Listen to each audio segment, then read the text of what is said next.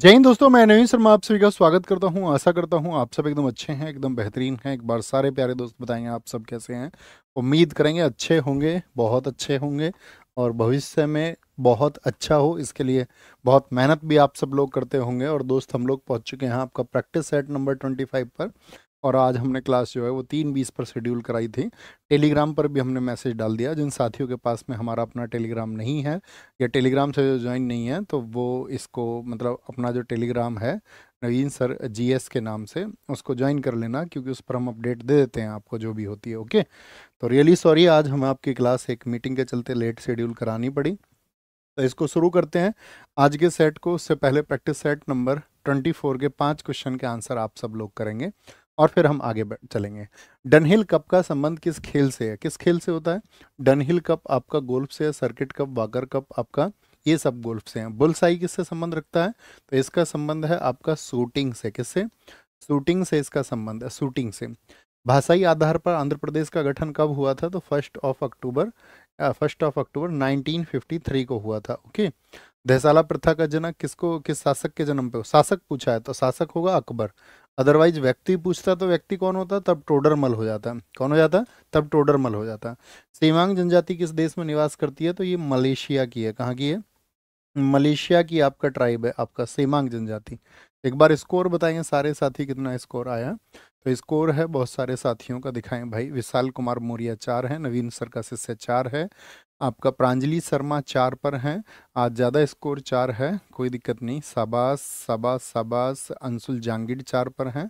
कुछ साथियों का 5 स्कोर है। सनी का, सोल्जर चौहान 3 पर हैं, प्रदीप नैन 3 पर हैं। Very good. शुरू करें आज की क्लास को। बहुत ध्यान से क्वेश्चन पढ़ना और आंसर करना।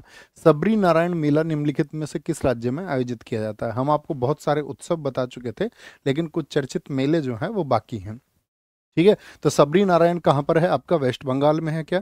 ये आपका झारखंड में या छत्तीसगढ़ में? याद रख लेना, ये भैया छत्तीसगढ़ में सेलिब्रेट होता है और छत्तीसगढ़ में ही लगता है आपका चंपारण मेला। क्योंकि ऑप्शन में बिहार आ गया तो चंपारण सत्याग्रह की वजह से आप उसको गलत कर सकते हैं। और याद रख लेना, ये सबरी नारायण मेला जो है ये भगवान राम को समर्पित है। किसको? भगवान श्री राम जी को ये क्या है? समर्पित है। ये बात याद रख लेना, भगवान राम को समर्पित है। याद रख लेना इस बात को। मुझे बताओ आप, भवनाथ मेला कहाँ पर लगता है? भवनाथ मेला कहाँ पर आयोजित होता है, जिसको भवनाथ महादेव मेला भी बोलते हैं? ये भैया जूनागढ़ के, जूनागढ़ आपका जो कि गुजरात में स्थित है। कहाँ पर? गुजरात में ये लगता है। पौष मेला बताओ, पौष मेला कहाँ पर आयोजित होता है? पौष मेला, तो पौष मेला भैया वेस्ट बंगाल का है। माधवपुर मेला बताओ, बहुत चर्चित है, एसएससी ने सबसे ज़्यादा बार पूछा है। माधवपुर मेला कहाँ पर आयोजित होता है? तो माधवपुर मेला जो कि कुल 5 दिन लगता है। कितने दिन? 5 दिन लगता है। ये गुजरात में आयोजित होता है। कहाँ पर? गुजरात में आयोजित होता है, याद रख लेना। मूंगफली आपका उत्सव बताओ कहाँ पर है, जो मेला के रूप में जाना जाता है? मूंगफली वहीं पर है जहाँ पर कैल पौध मनाया जाता है। तो कहाँ का है मूंगफली? आपका कर्नाटका का उत्सव है। कहाँ का? कर्नाटका में लगने वाला एक मेला है। सिंहस्थ मेला बताओ कहाँ पर लगता है? सिंहस्थ मेला, तो सिंहस्थ मेला लगता है आपका उज्जैन में, अर्थात एमपी में ये आयोजित होता है। कहाँ पर? उज्जैन अर्थात एमपी में ये आयोजित होता है। झीरी मेला बताओ कहाँ पर है? झीरी, झीरी फेयर कहाँ पर लगता है? तो जम्मू एंड कश्मीर में। और नलवारी, जिसको हम नलवाड़ी भी बोलते हैं, नलवारी आप सबको बताना है। नलवारी कहाँ का है? तो नलवारी है आपका हिमाचल प्रदेश का। कहाँ का? हिमाचल प्रदेश का। ये बहुत पूछा जाता है। एक क्वेश्चन तो ये भी पूछा गया कि जो सिंहस्थ मेला है वो किस नदी के किनारे लगता है? बता सकते हैं क्या? सिंहस्थ मेला उज्जैन में एमपी में जो है किस नदी के किनारे लगता है? तो क्षिप्रा नदी के किनारे लगता है। किसके किनारे? क्षिप्रा नदी के किनारे ये लगता है आपका, क्षिप्रा नदी के किनारे ये आयोजित होता है। आर मुथु कमनल, जिन्हें 2022 में पद्मश्री से सम्मानित किया गया था, किसकी एक नर्तकी हैं? तो गरबा, सादिर, रऊफ या छऊ से? तो क्या बोलेंगे भैया? सादिर। और सादिक नर्तक का मतलब किससे होता है? आपका भरतनाट्यम भी इसको हम कह सकते हैं। भरतनाट्यम भी इसको हम कह सकते हैं। और इसी सादर के लिए आपका नर्तकी नटराज मत भूलना। क्या? नर्तकी नटराज किस कैटेगरी में मिला था इनको? तो इनको कैटेगरी थी इनकी पद्मश्री। पद्मश्री 2019 क्यों चर्चित है? क्योंकि ये पहली ट्रांसजेंडर है। क्या है ये पहली पहली ट्रांसजेंडर महिला है। महिला नहीं बोलेंगे, ट्रांसजेंडर बोलेंगे, पहली ट्रांसजेंडर। ऐसे ही साथ ही कुछ आपका पद्म अवार्ड मिले हैं, जैसे रानी मछैया। रानी मछैया का संबंध किससे है बताओ? तो रानी मछैया का संबंध है उम्मट आर्ट से। किससे? उम्मट आर्ट, और उम्मट आर्ट कहाँ का होता है? कौन करता है? जो नाटक करता है कोई, कर्नाटक का है। कहाँ का है? कर्नाटक का है, क्योंकि ये बहुत चर्चित रही। आपका पद्मश्री मिला था इनको 2023 में। एक अर्जुन सिंह ध्रुवे हैं, बताओ जी। अर्जुन सिंह ध्रुवे जिनका बैगा से संबंधित है। तो मेरा क्वेश्चन आपसे ये, बैगा नृत्य किस राज्य में होता है? अर्जुन सिंह ध्रुवे, क्या बोलोगे? अर्जुन सिंह ध्रुवे जो है आपका, इनका संबंध है आपका किससे? ये बेगा नृत्य से संबंध रखते हैं। किससे? बेगा। और मुझे बताओ बेगा कहाँ का नृत्य है? तो बेगा आपका एमपी का डांस है। किसका है? बेगा आपका एमपी का डांस है, और इनको मिला है पद्मश्री 2022। क्या मिला है? पद्मश्री 2022। अभी बहुत चर्चा में रहे दुर्गा चरण रणवीर, उनका संबंध बताओ किस डांस से है? दुर्गा चरण रणवीर, चरण वाले कहाँ पे बता रखे हैं मैंने आपको, चाहे कोई भी हो, काली चरण पटनायक हो या केलू चरण हो, आपका जितने भी महापात्र हैं, इन सब का संबंध होता है ओडिसी से। किससे? ओडिसी से। क्यों ये पूछे जाने इंपॉर्टेंट है दुर्गा चरण रणवीर? क्योंकि इनको पद्मश्री मिला है 2025 में ही, 2025 में ही। इसी तरह से आपका साथी जतिन गोस्वामी, बताओ किससे संबंध रखते हैं? आगामी परीक्षाओं में यही नाम पूछे जाएंगे, जतिन गोस्वामी, क्योंकि इनको मिला है आपका पद्म भूषण, B4 भूषण। पद्म भूषण 2025 किससे संबंध है इनका? इनका संबंध है सत्रिया से। किससे? सत्रिया से इनका संबंध है। कुमुदनी लखिया का संबंध बताओ किससे है? कुमुदनी लखिया का संबंध बताओ किससे है? किस डांस से है? तो आप बोलोगे भैया कथक से है। क्यों चर्चित है? क्योंकि इनको मिला पद्म विभूषण 2025, और ये है आपका कथक से, कथक से। अभी रिसेंट में पद्म भूषण मिला 2025 में शोभना चंद्र कुमार को, उनसे भी पूछा जा सकता है। क्या बोलोगे? शोभा चंद्र कुमार, इनका संबंध किससे है? याद रख लेना, इनको मिला है पद्म भूषण 2025। तो शोभना चंद्र कुमार का संबंध किससे है? तो शोभना चंद्र कुमार का है आपका भरतनाट्यम से। अब बताइए जरा, भरतनाट्यम किस राज्य का क्लासिकल डांस है? किस राज्य का शास्त्रीय नृत्य है भरतनाट्यम? ये आपको बताना है। परफेक्ट आंसर आना चाहिए तमिलनाडु का। फातिमा शेख को किस रूप में जाना जाता है? भारत की पहली महिला मुस्लिम उद्यमी के रूप में जाना जाता है? नहीं, भारत की पहली महिला चिकित्सक के रूप में जाना जाता है। ये है आनंदी गोपाल जोशी। कौन है? आनंदी, आनंदी गोपाल जोशी हैं। आनंदी गोपाल जोशी ये भारत की पहली महिला चिकित्सक कही जाती हैं, फर्स्ट फीमेल डॉक्टर इनको कहते हैं। तो भारत की पहली महिला मुस्लिम शिक्षिका हैं आपका फातिमा शेख। भारत की पहली महिला अभियंता कौन है बताओ? तो वो है सौम्याजुला ललिता। कौन? सौम्याजुला, सौम्याजुला ललिता जो है साथी, ये भारत की पहली महिला अभियंता है, यानी फर्स्ट फीमेल इंजीनियर है, फीमेल इंजीनियर है। आप मुझे बताओ प्रथम आईपीएस कौन है देश में? प्रथम आईपीएस या प्रथम महिला जिनको रमन मैग्सेसे मिला हुआ है, रमन मैग्सेसे पुरस्कार प्राप्त प्रथम महिला आईपीएस कौन है? तो वो है किरण बेदी। कौन है? पहली महिला आईपीएस थी इंडियन पुलिस सर्विसेज में जाने वाली, किरण बेदी। यूएन महासभा में पहली महिला अध्यक्ष कौन बनी थी? यूएन जो असेंबली है आपका, जनरल असेंबली, महासभा में पहली अध्यक्ष जो बनी महिला कौन सी थी? पहली अध्यक्षा तो वो थी आपका, सबको पता होना चाहिए, विजय लक्ष्मी पंडित। किसकी बहन थी? नेहरू जी की सिस्टर थी, विजय लक्ष्मी पंडित जवाहरलाल नेहरू की सिस्टर थी। ओके। प्रथम महिला बताओ जिनको अशोक चक्र मिला। प्रथम महिला जिनको साथी अशोक चक्र से सम्मानित किया गया, अशोक चक्र से, अशोक चक्र जिनको मिला तो वो है नीरजा भनोट। कौन? नीरजा भनोट है आपका, नीरजा भनोट को दिया गया ये सम्मान, नीरजा भनोट को। मुझे बताओ साथी, आपका पहली महिला, प्रथम महिला जो कि रेल ड्राइवर बनी हो भारत में, प्रथम महिला जो रेल ड्राइवर बनी, तो रेल ड्राइवर सुरेखा यादव बनी थी। कौन बनी थी? सुरेखा शंकर यादव बनी थी, सुरेखा यादव, याद रख लीजिए। मुझे बताओ भारत की प्रथम महिला शिक्षिका कौन है? पहली महिला टीचर कौन थी? क्योंकि ये तो नाम आ गया, पहली मुस्लिम शिक्षिका थी। तो प्रथम, अगर मुस्लिम शब्द का इस्तेमाल नहीं करेगा तब क्या कहेंगे? भैया बहुत बढ़िया, प्रथम महिला आईएएस अन्ना जॉर्ज थी, ये कहा है दीपक गोस्वामी जी ने, बहुत शाबाश। तो क्या बोलेंगे? ज्योतिबा फूले जी का नाम आएगा। किसका नाम आएगा? सावित्री बाई फूले। ज्योतिबा फूले नहीं दोस्त, ज्योतिबा फूले जी पर्सन मेल हैं वो, ठीक है। ज्योतिबा फूले, उनकी वाइफ जो थी आपका, क्या बोलोगे? सावित्री बाई फूले जी थी। कौन थी? सावित्री बाई फूले जी थी। अच्छा मुझे बताइए आप फटाफट से, जो आपका सुप्रीम कोर्ट में प्रथम न्यायाधीश कौन महिला थी?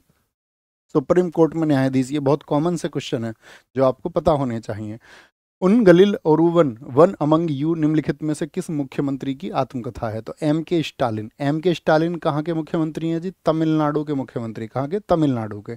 बासन राज बोम्बई पिनरई विजयन, इसमें आप मुझे बताओ अरविंद केजरीवाल की पुस्तक कौन सी है? अरविंद केजरीवाल की बुक का नाम बताओ क्या है। अरविंद केजरीवाल ने कौन सी पुस्तक लिखी है। या पूछ लेगा किस लीडर की किताब है स्वराज। और हिंद स्वराज किसकी थी, जिसको एसएससी क्या नाम देता है, इंडियन होम रूल, वो महात्मा गांधी की है। किन की है, वो महात्मा गांधी की है। अरविंद केजरीवाल हो गए। मुझे बताओ योगी आदित्यनाथ की पुस्तक का क्या नाम है। योगी आदित्यनाथ की पुस्तक का क्या नाम है। तो योगी आदित्यनाथ की पुस्तक का नाम है आपका हठ योग। क्या बोलोगे, हठ योग किसकी है, वो योगी आदित्यनाथ की है। आप मुझे बताओ ममता बनर्जी की बुक का क्या नाम है। ममता बनर्जी की जो सबसे चर्चित किताब है, तो ममता बनर्जी की बुक है my unforgettable memories. My unforgettable unforgettable memories, unforgettable able memories, ये किसकी है, ये ममता बनर्जी की बुक है, ममता बनर्जी की। स्मृति ईरानी की किताब बताओ कौन सी है। स्मृति ईरानी, तो स्मृति ईरानी ने बुक लिखी है आपका लाल सलाम। कौन सी बुक लिखी है, लाल सलाम पुस्तक को लिखा है। लाल सलाम किस पुस्तक को लिखा है, लाल सलाम पुस्तक को लिखा है। और एसएससी इसको पूछ चुकी है, पिछले आपका सीएचएसएल में ही पूछा था, लाल सलाम किसकी बुक है, लाल सलाम। ओके, नेक्स्ट है, निम्नलिखित में से किस शहर में अखिल भारतीय शतरंज संघ का मुख्यालय है। अखिल भारतीय शतरंज संघ, AICF बोलते हैं इसको, ऑल इंडिया चेस फेडरेशन। तो AICF कहाँ पर है, वो आपका साथी मुंबई में, नई दिल्ली नहीं जी। AICF ये आपका साथी नहीं, इनमें से किसी में नहीं, चेन्नई में है। एक ऑप्शन चेंज करना पड़ेगा हमको, किसमें है ये आपका, ये साथी आपका चेन्नई में स्थित है। कहाँ पर है, ये चेन्नई में स्थित है। चेन्नई इसका सही आंसर होगा, ठीक है, चेन्नई में। और नई दिल्ली जो द्वारिका है, नई दिल्ली जो द्वारिका है, द्वारिका में स्थित है किसका, फुटबॉल का, याद रख लेना। फुटबॉल के लिए जो संघ बना था, ये बहुत इंपॉर्टेंट है, फुटबॉल के लिए बना था 1937 में, 1937 में। और AICF जो चेन्नई में बना था, ये बना था आपका 1951 में, 1951 में। आप मुझे बताओ BCCI की स्थापना कब हुई थी। बीसीसीआई की स्थापना कब हुई थी। बीसीसीआई किसके लिए है, क्रिकेट के लिए, board for control of cricket in India, BCCI बना था 1928 में। और हेडक्वार्टर कहाँ पर है इसका, वानखेड़े में। और वानखेड़े स्टेडियम कहाँ पर है, ये भैया आपका मुंबई में स्थित है। कहाँ पर है, मुंबई में स्थित है। अच्छा मुझे बताओ जो हॉकी इंडिया की स्थापना हुई थी वो किस वर्ष में हुई थी। हॉकी इंडिया जो बना हमारा, वो बना साथी आपका 2009 में। कहाँ पर, नई दिल्ली में बना, नई दिल्ली में स्थित है हॉकी इंडिया का हेडक्वार्टर, हॉकी इंडिया का। आपसे मैं पूछ लूं, जो भारतीय बैडमिंटन संघ है, जो इंडियन इंडियन बैडमिंटन फेडरेशन है, भारतीय बैडमिंटन संघ, ये कब बना था, या एसोसिएशन कब बना। भारतीय बैडमिंटन संघ बना था आपका 1934 में। कहाँ पर है, ये भी दोस्त आपका नई दिल्ली में है। कहाँ पर है, नई दिल्ली में स्थित है, नई दिल्ली में। टेबल टेनिस संघ कब बना था भारत का। टेबल टेनिस संघ की स्थापना किस वर्ष में हुई थी। तो टेबल टेनिस संघ बना था 1926 में, नई दिल्ली में ही, नई दिल्ली में ही। अखिल भारतीय टेनिस संघ अलग हो जाएगा, अखिल भारतीय पूछ ले, ऑल इंडिया टेनिस फेडरेशन पूछ ले, ITF, अखिल भारतीय टेनिस संघ, तब 1926 आंसर मत देना, तब आपका आंसर आना चाहिए 1920। और है कहाँ पर, ये भी न्यू दिल्ली में ही है। कहाँ पर है, न्यू दिल्ली में स्थित है, नई दिल्ली में ये भी स्थित है, ये आपको पता होना चाहिए। क्या बोलेंगे, बहुत बढ़िया, बोलो जी, कोई दिक्कत।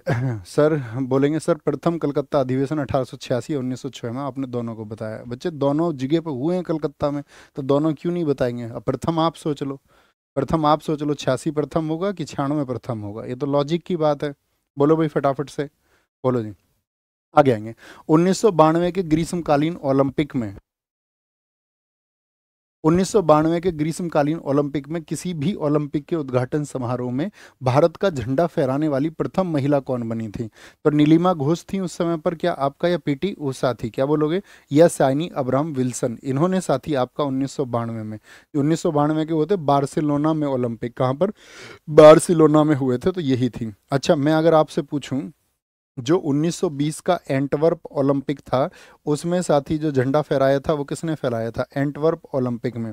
तो एंटवर्प ओलंपिक में जो झंडा फहराया था वो फहराया था पुरमा बनर्जी ने। किसने, पुरमा बनर्जी ने उस झंडे को फहराया था। किसने, पुरमा बनर्जी ने। ठीक है, यहाँ पर बताओ मुझे फटाफट से, महिला ओलंपिक में कब से शामिल हुई थी। महिला ओलंपिक में किस वर्ष से शामिल हुई, महिला ओलंपिक में कब से साथी आपका शामिल हुई थी। तो पहला 1896 में हुआ, तब शामिल हुई थी क्या, नहीं, 1900 से शामिल हुई थी, 1900 शामिल हुई थी। 2024 का याद है जो पेरिस ओलंपिक था, उसमें बताओ भारत की तरफ से ध्वजवाहक कौन थी? 2024 में आप सबको पता होना चाहिए पेरिस ओलंपिक हुआ, और पेरिस जो ओलंपिक था इसमें जो ध्वजवाहक थी, यानी कि जो फ्लैग बियरर थी आपका ध्वजवाहक, किस समय पर? आपका ओपनिंग सेरेमनी में। तो ओपनिंग सेरेमनी में पीवी सिंधु थी, और इनके साथ में थे आपका शरत कमल, शरत अंचत कमल जिनको हम बोलेंगे। बताओ जी किस गेम से संबंध है शरत अंचत कमल का? और ध्वजवाहक आपका ये तो थे ओपनिंग में, किसमें? ओपनिंग, यानी कि आपका ओपनिंग से मतलब क्या होता है? जब आपका उद्घाटन हो। और आपका जब साथी समापन था तो वहां पर कौन थे? पीआर श्रीजेश थे। बताओ पीआर श्रीजेश किस गेम से संबंध रखते हैं? और साथ में मनु भाकर, इनका संबंध भी किस गेम से, ये भी आपको बताना है।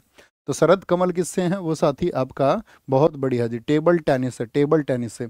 मुझे बताओ पीआर श्रीजेश का संबंध किस गेम से है? तो हॉकी से है। और मनु भाकर का संबंध किससे है? वो आपका शूटिंग से है। इस बार मनु भाकर ने पेरिस ओलंपिक में कितने मेडल जीते थे? कितने मेडल? तो भैया जी 2 मेडल जीते थे। कितने? 2 मेडल जीते इन्होंने। कौन सा आईएसओ प्रमाणन पर्यावरण प्रबंधन प्रणालियों से संबंधित है? आईएसओ हर किसी के लिए साथी गुणवत्ता का टैग दिया जाता है, इसको बोलते हैं आपका इंटरनेशनल ऑर्गेनाइजेशन फॉर स्टैंडर्डाइजेशन। क्या बोलोगे? स्टैंडर्ड, यानी कि स्टैंडर्ड तय करने के लिए, स्टैंडर्डाइजेशन, ठीक है, जिसको क्या बोल सकते हैं? स्टैंडर्डाइजेशन के लिए दिया जाता है आपका। तो कौन सा है पर्यावरण के लिए? तो पर्यावरण के लिए आपका 9001 है क्या? नहीं जी। 22,000 है क्या? 14,001 है, 14,001 है। 27,001 आता है आपका इंफॉर्मेशन, किसके लिए? आपका साथी सूचना प्रबंधन के लिए, यानी कि इंफॉर्मेशन मैनेजमेंट के लिए दिया जाता है, सूचना प्रबंधन। 22,000 किसके लिए दिया जाता है? तो 22,000 दिया जाता है फूड सिक्योरिटी के लिए, खाद्य सुरक्षा के लिए, खाद्य सुरक्षा के लिए। और 9,001 ये साथी आपका क्वालिटी के लिए दिया जाता है। इसके लिए स्टैंडर्ड क्वालिटी के लिए, यानी कि मानक गुणवत्ता के लिए, स्टैंडर्ड क्वालिटी के लिए इसको दिया जाता है। क्या आप मुझे बता सकते हैं एनर्जी मैनेजमेंट के लिए कौन सा दिया जाता है? ऊर्जा प्रबंधन के लिए कौन सा आईएसओ दिया जाता है? तो ऊर्जा प्रबंधन के लिए आपका, क्या बोलोगे? 50,001 है। अगर मैं आपसे पूछूं जोखिम प्रबंधन के लिए, रिस्क मैनेजमेंट के लिए कौन सा दिया जाता है? जोखिम प्रबंधन के लिए, यानी कि रिस्क मैनेजमेंट के लिए कौन सा दिया जाता है? तो वहां पर दिया जाता है आपका 31,000। अच्छा 26,000 किसके लिए दिया जाता है? बताओ 26,000 किसके लिए दिया जाता है? तो ये आपका सोशल रिस्पॉन्सिबिलिटी के लिए, सामाजिक उत्तरदायित्व के लिए। किसके लिए? सामाजिक उत्तरदायित्व के लिए, सामाजिक उत्तरदायित्व के लिए ये दिया जाता है, सामाजिक उत्तरदायित्व के लिए। कौन सा साथी? आपका आईएसओ प्रमाणन दिया जाता है, आईएसओ प्रमाणन दिया जाता है। भारत के ओलंपिक में मेडल लिखे हैं विवेक पवार जी ने, इनके लिए तालियां बजाई जाए, बहुत बढ़िया। डेनमार्क की संसद का नाम क्या है? पार्लियामेंट है क्या? पहले तो डेनमार्क की कैपिटल मुझे आप बताओ, डेनमार्क की राजधानी कौन सी है? तो इसकी राजधानी है, इसकी जो कैपिटल है वो है कोपेनहेगन। कौन सी है? कोपेनहेगन इसकी राजधानी है। और संसद का नाम क्या? पार्लियामेंट नहीं जी, इंडिया में पार्लियामेंट आता है नाम, इंडिया में आपका, कनाडा में पार्लियामेंट कहा जाता है। कहाँ पर कहते हैं? कनाडा में पार्लियामेंट बोलते हैं, यूके में पार्लियामेंट कहा जाता है। तो डेनमार्क, स्टोर्टिंग है क्या? स्टोर्टिंग है नॉर्वे की। अच्छा, आपने कभी सुना होगा नोबेल प्राइज पढ़े हैं? हाँ जी पढ़े हैं। तो नॉर्वे की जो संसद है स्टोर्टिंग, बताओ वो कौन से नोबेल पुरस्कार को प्रदान करने के लिए जानी जाती है, कि उसका चुनाव वही करती है। तो ये याद रख लेना, शांति का जो नोबेल होता है वो किस संसद द्वारा तय होता है? क्या? Peace prize of Nobel. तो नोबेल पुरस्कार कितने क्षेत्रों में दिए जाते हैं? नोबेल पुरस्कार कितने क्षेत्रों में दिए जाते हैं? तो आंसर आएगा भैया, नोबेल पुरस्कार जो है ना वो अब 6 क्षेत्रों में दिए जाते हैं। पहले कितने दिए जाते हैं? 5 में। छठा क्षेत्र था 1967 घोषणा 28 में देने के बाद 1969 में पहली बार दिया गया। किसके लिए? इकोनॉमिक्स के लिए, इकोनॉमिक्स के लिए। ओके, द नेशनल डाइट बोल देंगे डेनमार्क की संसद को? नहीं जी, डाइट है आपका जापान की। इसकी जापान की संसद का नाम है डाइट। तो क्या बोलोगे? डेनमार्क की है फोलकेटिंग, फोलकेटिंग। बांग्लादेश की बताओ आप मुझे, बांग्लादेश की संसद का क्या नाम है? बांग्लादेश की जो संसद है उसका नाम है जातीय संसद। क्या है? जातीय, जातीय संसद उसका नाम है, जातीय संसद। आप मुझे बताओ अफगानिस्तान की संसद का क्या नाम है? अफगानिस्तान की संसद का क्या नाम? अफगानिस्तान की है सोरा। क्या बोलोगे? सोरा। भूटान की संसद का नाम बताओ। भूटान की संसद का नाम है तशोंगडू। क्या है? तशोंगडू, बहुत पूछी जाती है, तशोंगडू है। इजराइल की संसद का नाम बताओ। इजराइल की जो पार्लियामेंट है उसका नाम है आपका नेसेट। क्या है? नेसेट है। स्वीडन की संसद का नाम बताओ क्या है? स्वीडन की राजधानी स्टॉकहोम है और इसकी संसद का नाम है रिक्सडॉग। क्या बोलोगे? रिक्सडॉग है। ईरान की संसद का नाम बता दो। ईरान की संसद का क्या नाम है? ईरान की संसद का नाम, तो ईरान की संसद का नाम है मजलिस। क्या बोलोगे? ईरान की आपका जो पार्लियामेंट है उसका नाम है मजलिस, ये आपको पता होना चाहिए, मजलिस नाम है, मजलिस। भारत की राष्ट्रीय प्रतिज्ञा के रचयिता थे।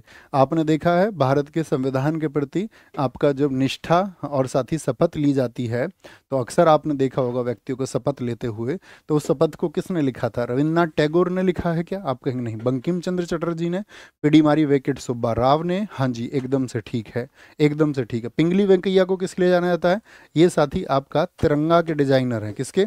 तिरंगा के, याद रख लेना, ये तिरंगा के आपका डिजाइनर थे, तिरंगा को इन्होंने डिजाइन किया था, डिजाइनर थे पिंगली वेंकैया। और पिडीमारी वेंकट सुब्बाराव जिन्होंने इस शपथ को लिखा था, तो पूछा जाता है इसकी भाषा, किस भाषा में इन्होंने इसको लिखा था? तो तेलुगु भाषा में लिखा था। किसमें? तेलुगु में लिखी थी 1962 में, 1962 में। ओके, ये आपको पता होना चाहिए, 1962 में। निम्नलिखित में से कौन से यूरोपीय यात्री जहांगीर के शासनकाल में भारत आए और उन्होंने जहांगीर के शासनकाल का एक मूल्यवान विवरण दिया है, मतलब उसको डेस्क्राइब उन्होंने किया है? तो हॉकिंस आया था। हाँ जी, हॉकिंस आया, आपका कब आया था? 1608 में आया था। फिंच आया, विलियम फिंच, आप कहोगे हाँ जी भैया, विलियम फिंच भी आया था आपका, विलियम फिंच भी आया था।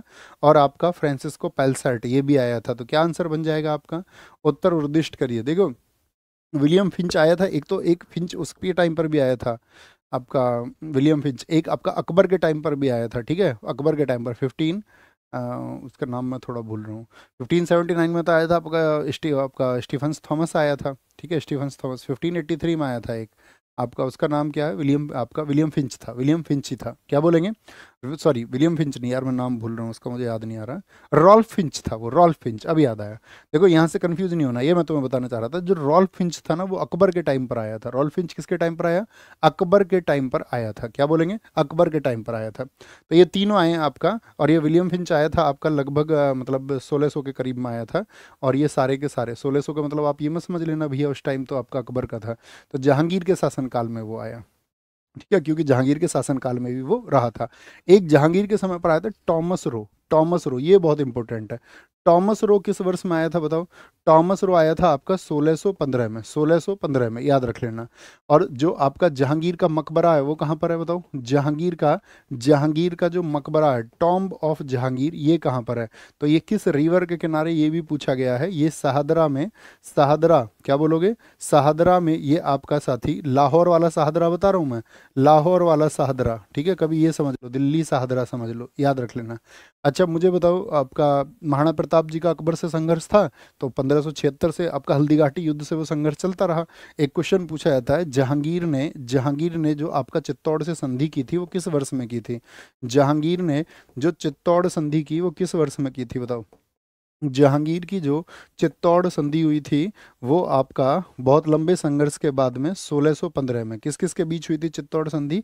ये आपका राणा अमर सिंह थे, अमर सिंह और साथ में आपका जहांगीर के मध्य ये हुई थी, जहांगीर के मध्य ये हुई थी।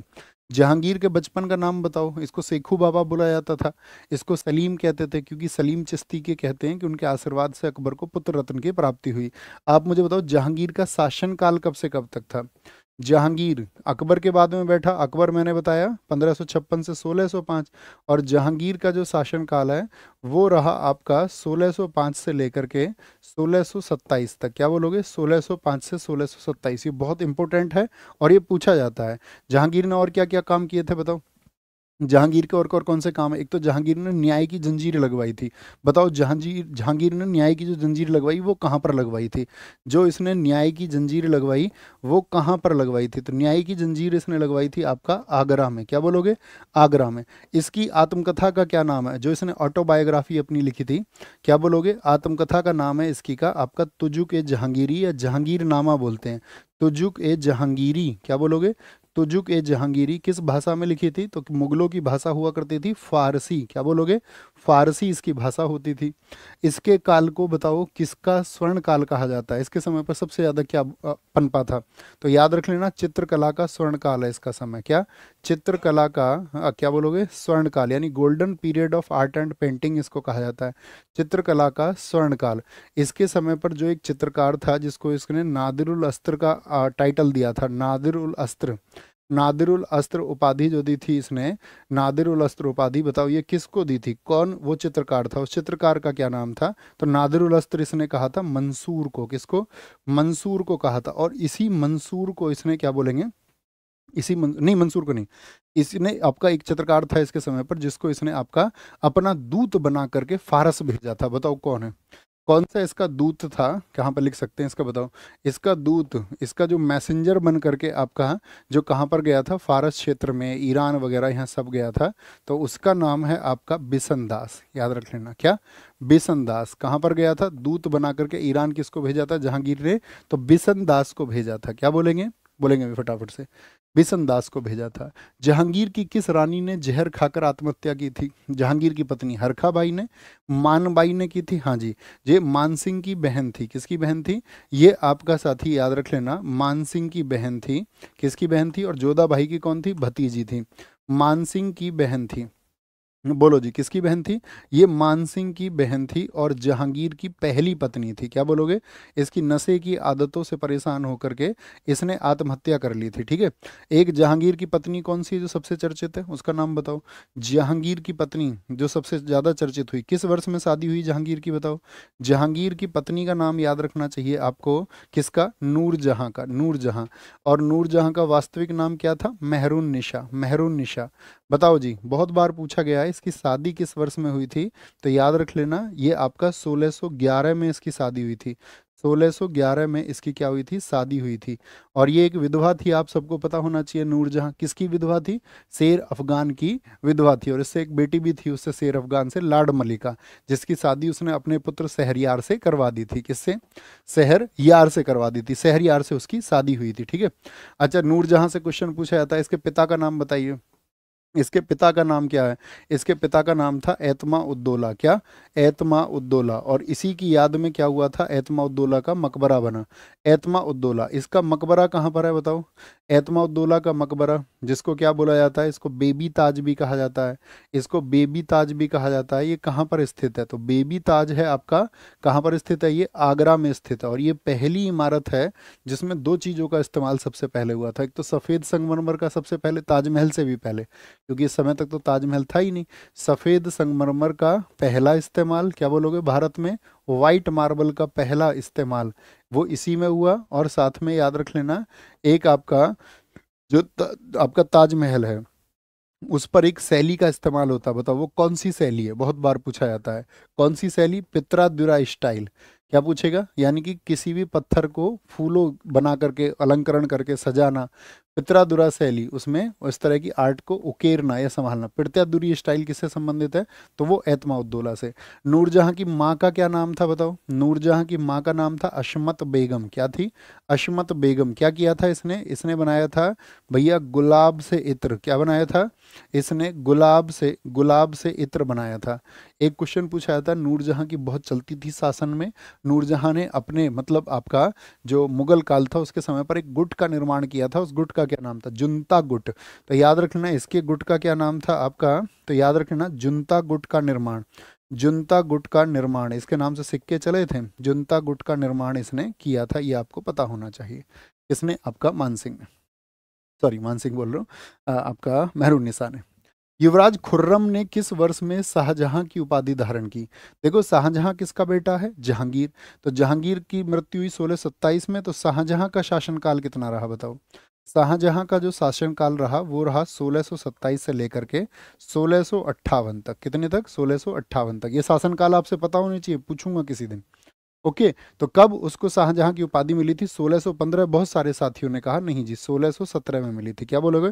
1617 में। क्यों मिली थी? क्योंकि उसने जो आपका अहमदनगर का मलिक अंबर था वहां से संधि करने में सफलता प्राप्त की थी। अहमदनगर के मलिक अंबर को संधि करने को मजबूर कर दिया था। मलिक अंबर से संधि के कारण, अहमदनगर के मलिक अंबर से संधि के कारण इसको किसका? शाहजहां की उपाधि मिली। तो फिर इसका नाम क्या था? खुर्रम इसका नाम था, खुर्रम, खुर्रम इसका नाम था। एक क्वेश्चन पूछा जाएगा इसकी माता का क्या नाम था। पिता तो जानती हो आप, जहांगीर है। माता का नाम था जगत गोसाई। क्या था?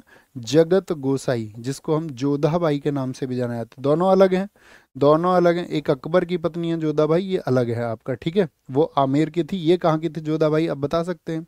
इसकी वाइफ का नाम बहुत पूछा जाता है। वाइफ का नाम बताओ कौन है? शाहजहां की जो वाइफ है उसका नाम है अर्जुमंद बानो बेगम। क्या? अर्जुमंद बानो बेगम, जिसको इतिहास में किस नाम से जाना गया? इसको नाम दिया गया मुमताज महल। मुमताज, मुमताज महल के नाम से इसको जाना गया। मुमताज महल के नाम से, ये हमको पता होना चाहिए, मुमताज महल के नाम से, ठीक है। किसको? अर्जुमंद बानो बेगम को। नेक्स्ट है, निम्नलिखित में से किसने साम्राज्य की राजधानी आगरा से दिल्ली स्थानांतरित की थी? बोलो भी फटाफट से, बोलो भी फटाफट से आंसर करेंगे, फटाफट से। तो क्या बोलेंगे आपका? आगरा से दिल्ली किसने राजधानी बनाई थी? तो वो बनाई थी शाहजहां ने, शाहजहां ने। दरअसल में पहले तो 1628 में तो आगरा को राजधानी बनाया था।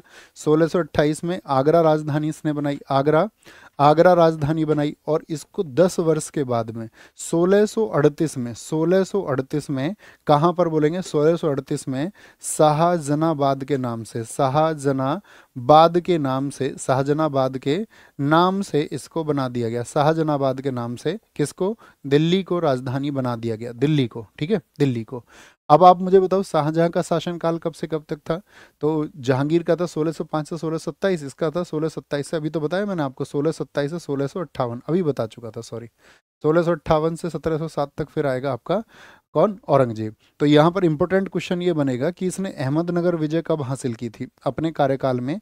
अहमदनगर विजय इसने कब हासिल की थी, ये भी बहुत इंपॉर्टेंट है। तो अहमदनगर विजय है उसकी 1633 में, ठीक है।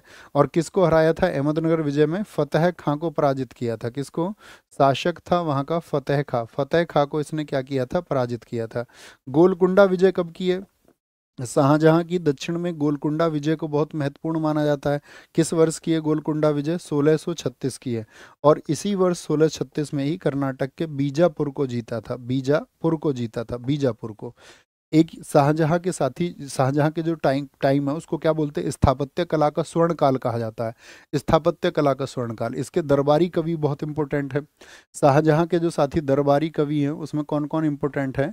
उसके जो कोर्ट पोइट थे, एक तो उसमें आता है आपका लाहौरी का नाम। किसका? लाहौरी का नाम आता है, अब्दुल हामिद लाहौरी, अब्दुल हामिद लाहौरी। अब्दुल हामिद लाहौरी को क्यों जाना जाता है बोलो फटाफट से? क्योंकि भैया इसने शाहजहां के समय की एक पुस्तक लिखी थी, पादशाहनामा। तो पादशाहनामा बुक किसकी है? पादशाहनामा बुक की रचना किसने की है? तो वो है उस्ताद हामिद लाहौरी। दूसरा पूछा जाएगा, इसके समय पर एक थे चंद्रभान, चंद्रभान ब्राह्मण। तो चंद्रभान ब्राह्मण ने शाहजहां के समय पर एक पुस्तक लिखी थी, चार चमन। एसएससी अपने प्रीलिम्स और मेंस दोनों में पूछ चुका है चार चमन को, सीजीएल में। एक था आपका इसके समय पर संस्कृत का कवि था जगन्नाथ राय। उसको क्या टाइटल दिया था इसने बोलो? संस्कृत कवि जगन्नाथ राय। क्या नाम था? जगन्नाथ राय। जगन्नाथ राय को क्या टाइटल दिया था? तो जगन्नाथ राय को टाइटल दिया था आपका महाकवि राय। क्या? महाकवि राय का टाइटल दिया था, महाकवि राय का। एक क्वेश्चन पूछा जाएगा आपसे, लाल खां इसके समय पर एक दरबारी था, उसको क्या उपाधि दी थी? लाल खां को जो साथी टाइटल दिया था वो दिया था आपका गुण समुद्र। क्या? गुण समुद्र का टाइटल दिया था, गुण समुद्र का टाइटल दिया था, ये आपको पता होना चाहिए। समुद्र के जैसे गुण, गुण समुद्र का टाइटल दिया था, गुण समुद्र का टाइटल। नेक्स्ट, निम्नलिखित में से किसने लाहौर के शालीमार बाग को पूर्ण करवाया था? लाहौर के शालीमार बाग को एकदम ठीक आंसर दिया है नीरज साहनी जी, आपने, वेरी गुड, बहुत शानदार। गुण समुद्र आलोक कुमार जी, ठीक आंसर है। निम्नलिखित में से लाहौर के शालीमार बाग को देखो, उसको शुरू किसने करवाया था? जहांगीर ने। और उसका निर्माण कार्य जो पूर्ण करवाया वो शाहजहां ने करवाया। किसने? शाहजहां ने शुरू करवाया। और इसको शाहजहां ने, सॉरी, पूर्ण करवाया, शुरू करवाया था इसको जहांगीर ने। किसने? जहांगीर ने इसको शुरू करवाया था, याद रख लेना, ठीक है। जहांगीर ने इसको ये शुरू कराया था। जहांगीर के इस समय पर मुझे बताओ, शाहजहां के समय पर जो आदेश जारी होते थे वो कहाँ से होते थे? जहांगीर, एक सॉरी जहांगीर नाम ले रहा हूँ बार बार। शाहजहां के समय जो आदेश होते थे वो लागू होते थे शाहबुर्ज से, शाहबुर्ज से। और यही शाहबुर्ज है जहाँ पर क्या हुआ था? शाहजहां को कैद कर लिया गया था। शाहबुर्ज में क्या कर लिया गया था? शाहजहां को यहीं पर कैद किया गया था। किस वर्ष में कैद किया गया था बताओ? शाहजहां को कैद किया गया था यहाँ पर, और इस कैद में इसका जीवन निकला था आपका 1658 से लेकर के 1666 तक। यानी कितने वर्ष? अंतिम 8 वर्ष। 8 वर्ष वो कहाँ पर रहा था? शाह बुर्ज में ही रहा था। 1666 में डेथ हुई थी। बहुत सारे लोग समझते हैं कि भाई उसका शासनकाल 1627 1658 है, तो वहीं पर उसकी डेथ हो गई होगी। नहीं, 1666 में उसकी डेथ हुई थी। ओके। इनमें से किसे शाहजहां ने शाह बुलंद इकबाल की पदवी दी थी? शाह बुलंद इकबाल कौन था? वो आपका उसका पुत्र था आपका दारा सिकोह, इसका सबसे बड़ा बेटा था। इसी को ये साथी आपका गद्दी पर बिठाना चाहता था। दारा सिकोह को आपका, मुझे बताओ, एक क्वेश्चन पूछा, दारा सिकोह को लघु अकबर किसने कहा है? लघु अकबर, छोटा अकबर किसने कहा? तो इसको इतिहासकार हुआ आपका लैनपूल। कौन? लैनपूल ने इसको कहा है। किसने? लैनपूल, इतिहासकार लैनपूल ने। क्या क्या किया दारा सिकोह ने? एक तो 52 उपनिषदों का फारसी में अनुवाद किया। किस नाम से किया था? 52 उपनिषदों का जो इसने पर्शियन ट्रांसलेशन किया, जो पर्शियन ट्रांसलेशन था इसका, वो किस नाम से था? तो उस पर्शियन ट्रांसलेशन को कहा जाता है साथी सीर ए अकबर। क्या कहते हैं उसको? उसको सीर ए अकबर कहा जाता है। क्या बोलते हैं? सीर ए अकबर उसको कहा जाता है। एक साथी इसने एक बुक लिखी थी, एक बुक लिखी थी, इसकी बुक का नाम था मजमु उल बहरीन। मजमु उल बहरीन, ये दिल्ली पुलिस की फेवरेट बुक है, दिल्ली पुलिस हर बार पूछती है। मजमु उल बहरीन को किसने लिखा है? ठीक है। एक मुझे बताओ, इसका उपनाम क्या था रचना लिखते समय? उपनाम होता था इसका कादरी। क्या बोलोगे? कादरी इसका उपनाम होता था। और जो सिख गुरु इसके समर्थन में थे वो कौन थे? सिख गुरु। सिख गुरु जिनसे इसके संबंध थे अच्छे, तो वो संबंध थे आपका, क्या बोलोगे, गुरु हर राय। कौन थे? गुरु हर राय थे, गुरु हर राय थे। ओके। ये आपको पता होना चाहिए। सिखों के जो पांचवें गुरु थे अर्जुन देव, उनकी हत्या किसने करवाई थी? तो वो हत्या करवाई थी आपका किसने? बोलो फटाफट से। जहांगीर ने। ठीक है, क्योंकि उसके पुत्र किसका साथ दिया था? उन्होंने उसके पुत्र खुसरो का साथ दिया था। और सिखों के जो 9वें गुरु थे गुरु तेग बहादुर, उनकी हत्या किसने करवाई थी? तो वो करवाई है औरंगजेब ने। औरंगजेब ने। ठीक है। तो दारा सिकोह को गद्दी पर बिठाना चाहते थे, लेकिन औरंगजेब ने गद्दी से उसको बैठने नहीं दिया। तो औरंगजेब ने युद्ध लड़े आपका। कौन कौन से युद्ध लड़े बताओ फटाफट से, कौन बताएगा? कौन कौन से युद्ध उसने लड़े थे? निम्नलिखित में से कौन शाहजहां के शासनकाल में अधिकांश समय तक दक्कन का गवर्नर रहा? देखो, साउथ में पोस्टिंग मिली थी आपका औरंगजेब को। औरंगजेब के नाम रिकॉर्ड है कि उसने 1636 से लेकर के 1644 तक, और फिर 1652 से लेकर 1657 तक, 1657 तक ये रहा था आपका साउथ का साथी सूबेदार। दक्षिण सूबेदार रहे इसने, दक्षिण सूबेदार। और याद रखना, इसने दक्षिण में ही अपनी राजधानी बना ली थी। ठीक है। और फिर क्या करता है ये, बाद में दिल्ली के लिए रुख करता है। तो इसने कौन कौन से युद्ध लड़े थे? एक तो धर्मट इसने लड़ा था। धर्मट आपका कहाँ पर हुआ था? उज्जैन के निकट हुआ था। उज्जैन के निकट हुआ था। कब हुआ था आपका? 16 अप्रैल 1658। अप्रैल 1658 याद रख लेना। धर्मट के बाद में कौन सा युद्ध हुआ था? फिर सामूगढ़ हुआ था आपका आगरा में। कौन सा? सामूगढ़ हुआ था आगरा में। यहीं पर फिर शाहजहां को कैद कर लिया गया था। तो ये हुआ था आपका मई 1658 में, नेक्स्ट मंथ में। और सामूगढ़ के बाद में हुआ था देवराई। जब आपका दारा शिकोह भागा तो उसको अजमेर में पकड़ा जाके, अजमेर में। तो अजमेर में भी युद्ध हुआ आपका, और ये हुआ था 1659 में।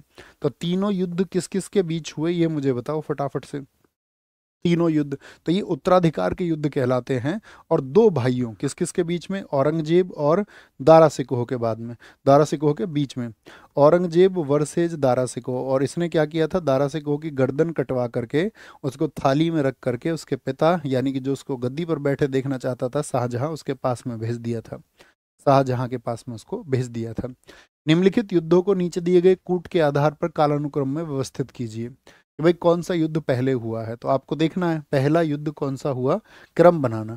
तो सबसे बाद में धर्मट तो पहले हुआ, उसके बाद में सामूगढ़ हुआ, और बहादुरपुर और आपका खजुआ हुआ। खजुआ, देखो खजुआ सबसे बाद में हुआ, खजुआ।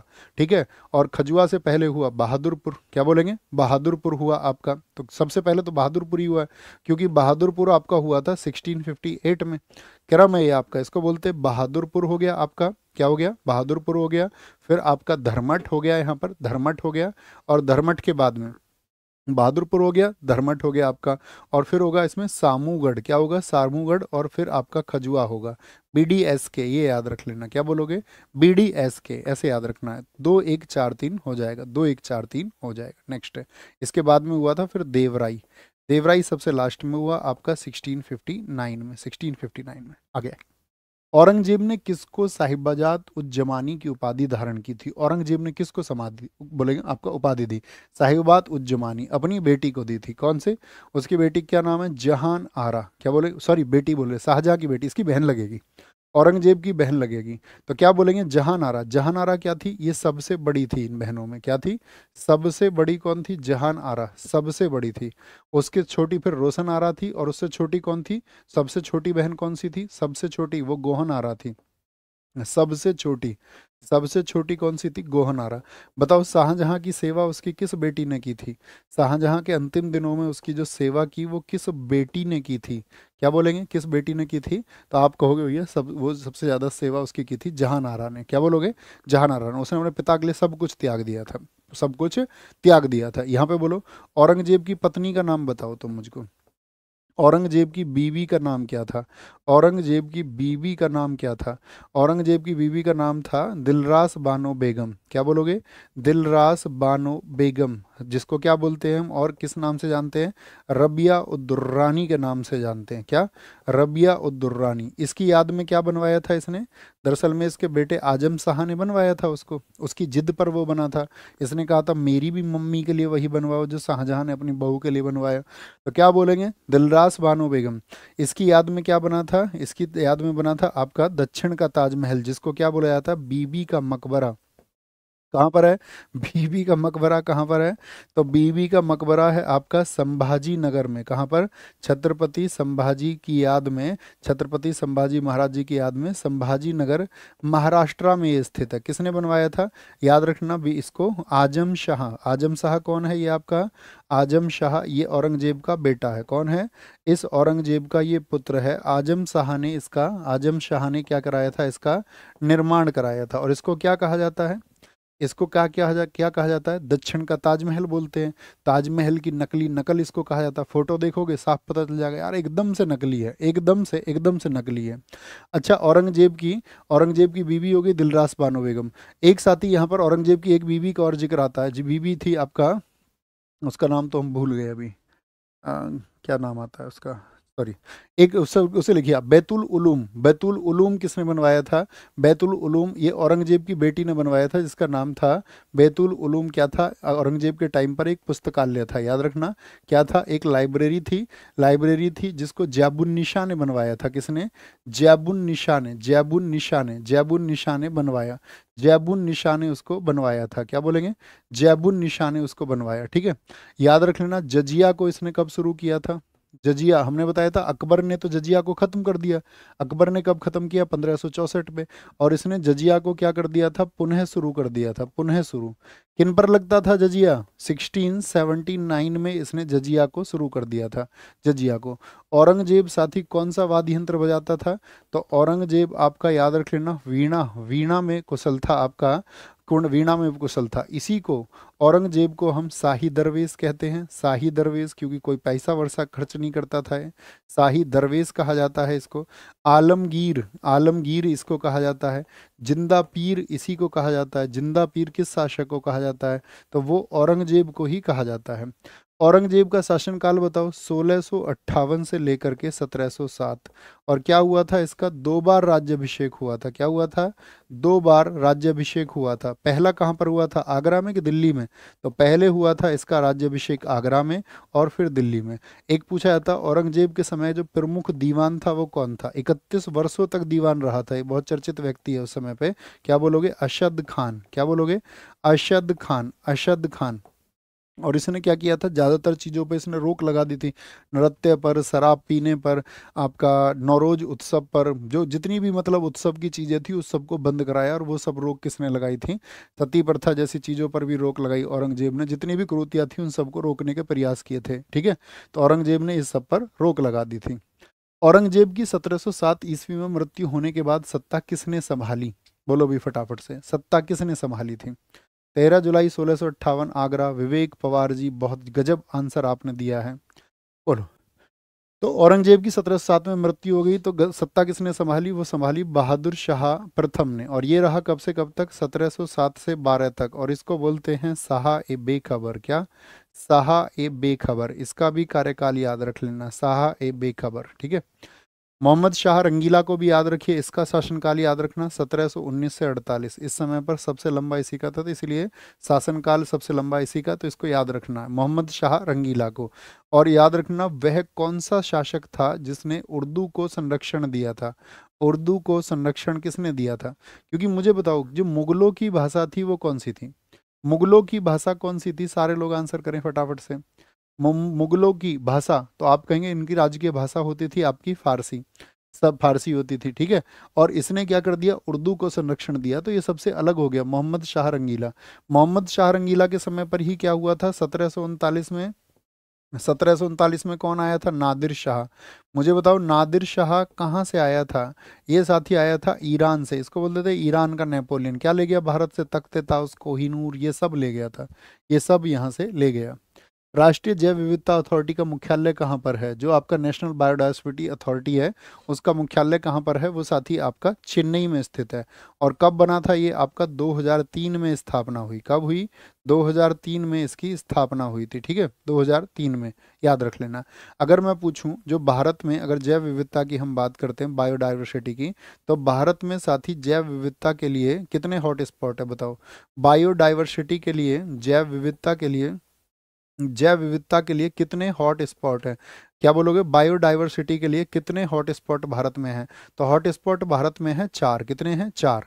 कितने हॉट स्पॉट हैं? 4 हॉट स्पॉट है। कौन कौन सा? एक तो जो हिमालयन एरिया है, जो हिमालयी क्षेत्र है, कौन सा है? जो हिमालयी क्षेत्र है। एक वेस्ट बंगाल वाला सुंदरवन क्षेत्र है, कितना? सुंदरवन क्षेत्र, ये भी हॉट स्पॉट में आता है, सुंदरवन एरिया हो गया। एक साथी जो इंडो बर्मी रीजन है, जिसको हम इंडो बर्मा या इंडो म्यांमार क्षेत्र भी कहते हैं, इंडो बर्मा क्षेत्र हो गया आपका, ये तीसरा बायोस्फीयर रिजर्व है। और चौथा है आपका आपका वेस्टर्न घाट एंड ईस्टर्न घाट, यानी कि पश्चिमी घाट और पूर्वी घाट, पश्चिमी और पूर्वी घाट, ये चौथा, ये क्या है? ये चौथा आपका बायोस्फीयर रिजर्व नहीं, बायोस्फीयर रिजर्व नहीं है, हॉट स्पॉट, ये चौथा हॉट स्पॉट है। तो कितने हॉट स्पॉट है भारत में? 4 हॉट स्पॉट है। अगर मैं पूछूं भारत में बायोस्फीयर रिजर्व कितने हैं? बायोस्फीयर रिजर्व कितने हैं? बायोस्फीयर रिजर्व का मतलब होता है जैव आरक्षित क्षेत्र भारत में कितने हैं, बोलो? जैव आरक्षित क्षेत्र, किसी के जीवन को आरक्षित करने के लिए जैव आरक्षित क्षेत्रों की संख्या है भारत में 18 है। कौन सा? बताओ सबसे बड़ा बायोस्फीयर रिजर्व कौन सा है? सबसे बड़ा जो बायोस्फीयर रिजर्व है, बायोस्फीयर सबसे बड़ा बीएसआर, तो सबसे बड़ा बीएसआर कौन सा है? वो कच्छ है, कच्छ है, ठीक है। कच्छ कहाँ पर है? गुजरात में। बताओ कच्छ को किस जानवर के लिए जाना जाता है? तो वाइल्ड आस के लिए, जंगली गधे के लिए जाना जाता है। किसके लिए? जंगली गधे के लिए। सबसे सबसे छोटा बायोस्फीयर रिजर्व कौन सा है? सबसे छोटा बायोस्फीयर रिजर्व है डिब्रूगढ़। कौन सा? डिब्रूगढ़। और डिब्रूगढ़ कहाँ पर स्थित है? डिब्रूगढ़ सेखोवा उसको बोलते हैं, असम में स्थित है। क्या बोलोगे? असम में। पूछ ले सबसे पहला बायोस्फीयर रिजर्व किस वर्ष में चुना गया था? पहला बायोस्फीयर रिजर्व जो है वो है नीलगिरी। क्या बोलोगे? वो है आपका नीलगिरी। क्या बोलोगे? नीलगिरी। नीलगिरी है आपका तमिलनाडु में। क्या बोलोगे? तमिलनाडु में। किस वर्ष में चिन्हित हुआ था? 1986 में। वो लोग कॉन्फिडेंस से हाथ उठा के बताइए जो बता सकते हैं, मैं किसी भी एक बायोस्फीयर रिजर्व का नाम लूं और वो बता देंगे कि भैया हम बता देंगे। किसी एक बायोस्फीयर रिजर्व का नाम हम लेंगे आपसे, तो हम आपसे नाम लेते हैं पंचमढ़ी। पंचमढ़ी कहाँ पर है? पंचमढ़ी एक है, जैसे अचानक मारा छत्तीसगढ़ में आपका, तो पंचमढ़ी हम आपसे जानना चाहेंगे। कोल्ड डेजर्ट ऐसे हिमाचल प्रदेश में बहुत पूछा जाता है। पंचमढ़ी कहाँ पर है? एमपी में है। कमाल कमाल कमाल, वेरी गुड। नेक्स्ट आगे आए। निम्नलिखित में से कौन सी हरित गृह गैस नहीं है? कार्बन डाइऑक्साइड है क्या? कार्बन डाइऑक्साइड हाँ जी है। क्लोरोफ्लोरोकार्बन है क्या? मीथेन। आप बोलोगे भैया मीथेन जो है वो हमारा ग्रीन हाउस गैस में नहीं आती। ग्रीन हाउस गैस क्या कर रही है? पूरी अर्थ का जो आपका औसत तापमान है उसको बढ़ा रही है, क्योंकि हम लोग जो आपका जितने भी आपका ऐसे पदार्थों को आपका क्या कर रहे हैं, ऐसे पदार्थों का उत्सर्जन हम कर रहे हैं जो आपका ग्लोबल टेम्परेचर को बढ़ा रही है, अर्थ के टेम्परेचर को। अच्छा, जहां पर हम बोलते हैं अर्थ का औसत तापमान कितना होता है, कितने डिग्री होता है बताओ? अर्थ का औसत तापमान, तो क्या बोलेंगे भैया? सॉरी, मेथेन लिख दिया मैंने। क्या बोलोगे? मेथेन तो होगी ना, आर्गन नहीं होगी ना, आर्गन। आर्गन अक्रिय गैस है। मेथेन, मेथेन तो होगी ना। तो ये तीनों होंगी। और तीनों के अलावा अगर हम बात करें ओजोन है या नहीं है? ओजोन O3 है या नहीं है? बिल्कुल है O3। अगर हम आपसे बात करें नाइट्रस ऑक्साइड है या नहीं है? नाइट्रस ऑक्साइड क्या बोलोगे? जी भैया, नाइट्रस ऑक्साइड N2O भी होती है, N2O भी होती है। वाटर वेपर की बात करें, जल वाष्प की बात करें वाटर वेपर की, वह भी होती है, वह भी होती है। अच्छा यहाँ पर फटाफट से बताओ, ओजोन से याद आएगा, ओजोन परत हमने आपको बताई थी, उसको किससे मेजर करेंगे? तो डाब्सन इकाई से मेजर करते हैं। किससे? डाब्सन इकाई से। ओजोन परत की मोटाई जो होती है, ओजोन परत की जो माप होती है, ओजोन ओजोन परत की जो माप होगी वो किससे मापी जाती है? तो डाब्सन इकाई से मापी जाती है। किससे? डाब्सन यूनिट होती है। क्या होती है? डाब्सन यूनिट होती है, डाब्सन यूनिट होती है ओजोन परत। अगर मैं आपसे पूछूं ओजोन परत जो है आपका, ओजोन ओजोन एक आप जानते होंगे, ओजोन परत जो है आपका, उसमें क्या हो गया है? एक ओजोन होल हो गया है, ओजोन छिद्र। ओजोन छिद्र नाम सुना है? हाँ जी। कि भैया अब आपका हम लोग इतनी गैसों को उत्सर्जित कर रहे हैं, तो ये कहाँ पर हुआ है? ओजोन छिद्र आपका ध्रुवों पर, ध्रुवों पर ज़्यादा स्पष्ट है। ये कहाँ पर स्पष्ट है?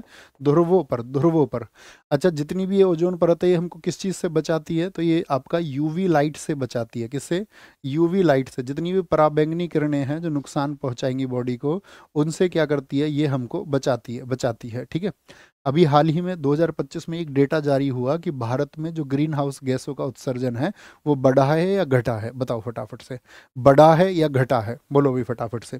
तो क्या बोलेंगे? ये जो आपका ओजोन परत है, ओजोन परत है, 2025 में, 2025 में एक डेटा जारी हुआ।